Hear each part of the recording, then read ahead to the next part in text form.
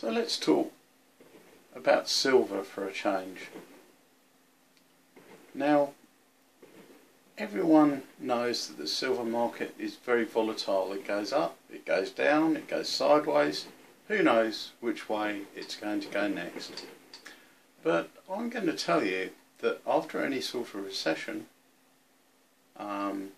as indeed after the global reset, which everyone is talking about now, your silver is going to be worth a lot.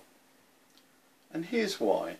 Let's look at the factors, and there are 3 of them that affect silver prices. And I'm going to get rid of the first one straight away, and that is manipulation.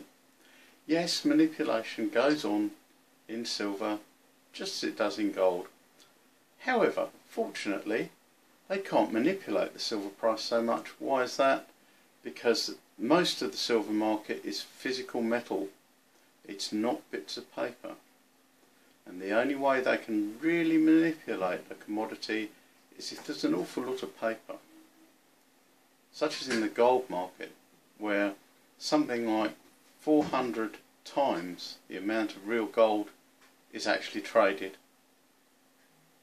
Rather ridiculous.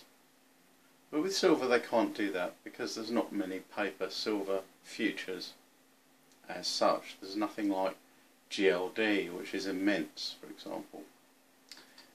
So the only 2 factors that leave us with is supply and demand. Now, the thing with supply is that silver comes from mines, and those mines are actually mostly lead mines, because silver is like kind of an expensive to produce byproduct of lead. If you find lead, you always find silver. So these mines, when the silver price gets low, what they'll do is they'll actually stop mining. And why is this? And the answer is because they get an awful lot more lead out of the ground than they do silver.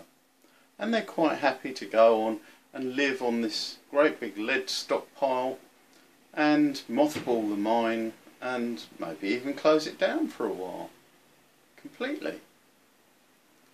And that's exactly what's kind of been happening recently.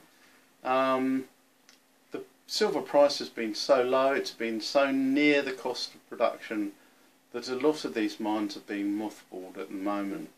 There's a few exceptions. For example, China, their mines don't get mothballed because they are one of the biggest users of silver in industry.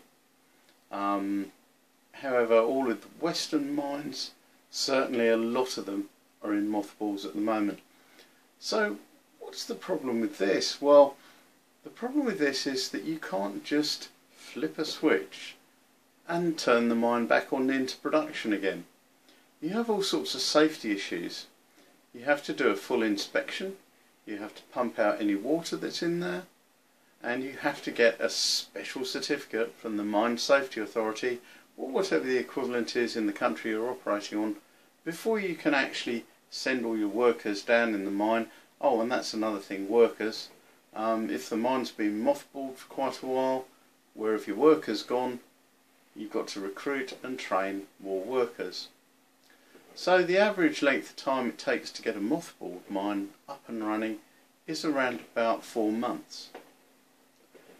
So how about a mine that's been closed? Well, if a mine is actually closed, that's even worse, because no one's been down there doing any maintenance. The electrics don't work.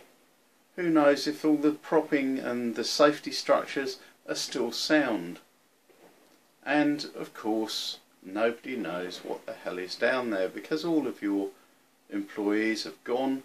So you have to do a full mine survey, a full safety inspection. You have to do an awful lot of maintenance to get the mine opened again. Sometimes it's not even worth it. But the average time to reopen a mine, if you're going to do it, is 2 years. 2 years. So with the price having been as low as it is, and all these mines having been shut down, what's on earth's happened to demand? Well, demand for silver is strong and still growing stronger. That's physical silver, that is. And the reason for that is industrial demand.